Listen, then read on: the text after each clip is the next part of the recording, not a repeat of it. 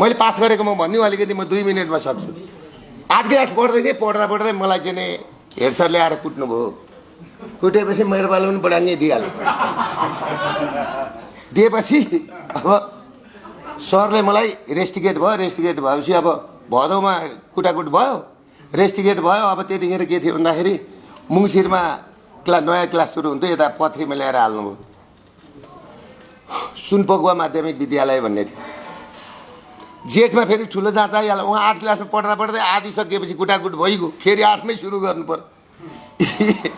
यता आएर 8मा अब सुरु गरियो। हेर्नुहोस् एसके सर पढाइ अर्काको ठाउँ। अब के भयो तपाईँलाई थाहा छ? जेठमा त जाँच आयो, सानो जाँच, 40 मार्क पास मार्क, फुल मार्क, 13मा पास।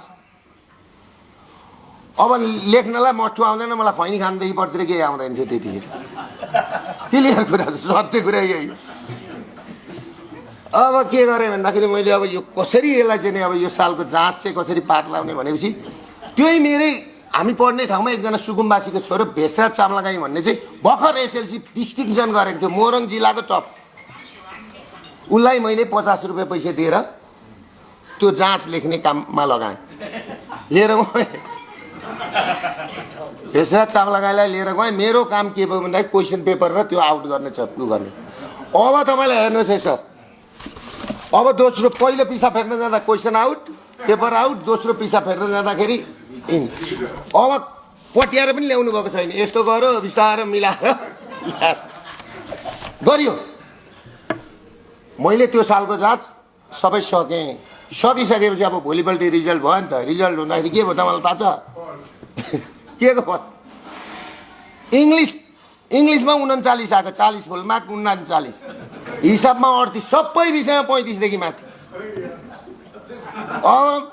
अब त्यहाँ क्लासमा त अघि फर्स्ट सेकेन्ड थियो नि, तिनीहरूलाई टेन्सन भयो कि भएन ती क्लासमा?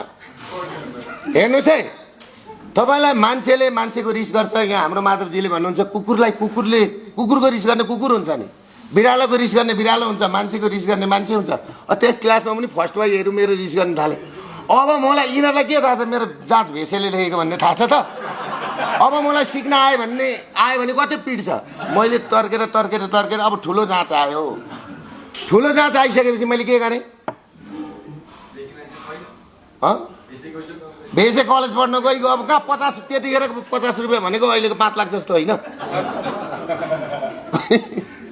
भेसे कलेज पढ्न गइगयो भेषराज चामलागाई। मसँगै पढेको यो अहिले यो वीर हस्पिटलको त्यही क्लासमा वीर हस्पिटलको भिसी भएको छ भूपेन्द्र बस्नेत, अतिको मेरो क्लासमेट हो। मैले अस्ति भनेको ठुलो मान्छे भयो होइन तिमी भनेर भनेको भिसी। अब भेसे गइगयो क्लास पढ्न। अब ठुलो जाँच आयो नि त। ठुलो जाँचमा गएर अब सरले ठ्याक्कैसितले लेख्नु गएर नाम लेखेर जिम्मा लगाइने। अनि तैँले जाँच किन नलेखेको भन? सरलाई त भन्ने कुरो होइन नि, भेसे बाहिर गयो अब आउँदैन भनेर। अब मैले भने अस्ति मेरो सर इङ्ग्लिसमा 39 आएको छ, मलाई चाहिने 32। मलाई 7 मार्क बढी भइछ। त्यो बरु अर्कालाई दिएर पास गरिदिनुहोस् तपाईँ। मलाई 32ले पास हुन्छ, म किन जाँच लेख्नु? किन मलाई पढ्नु नै थिएन। यहाँको शिक्षा पढेको थियो भने यतिखेर मैले कोरियन भाषा सिकेर कोरिया जानु पर्थ्यो। बुझ्नुभयो? कोरियन भाषा सिकेर। यो पढाइ हो नेपालको? यो पढाइलाई पढाइ भन्नुहुन्छ तपाईँहरू? म घरमा 2-2वटा 3-3वटा डक्टर पढाउने मान्छे। मलाई थाहा छैन यहाँको पढाइ कस्तो हो भनेर? मैले अघि भने त नेपालमा पहिलोचोटि हिन्दू विश्वविद्यालय बन्छ, दुर्गा प्रसाईले बनाउँछ। त्यसको भूमि पूजन गर्नलाई भारतका प्रधानमन्त्री नरेन्द्र मोदी आउँदै हुनुहुन्छ। ल भूमि पूजन गर्न बुझ्नुभयो? पुरा त्यहाँ पुगेको छ। किनभने क्रिस्चियनहरूले चर्च बनाए, मुस्लिमहरूले मदरसा र मस्जिद बनाए। अब हामीले हिन्दू विश्वविद्यालय बनाएर बटुकहरू पढाउनुपर्छ।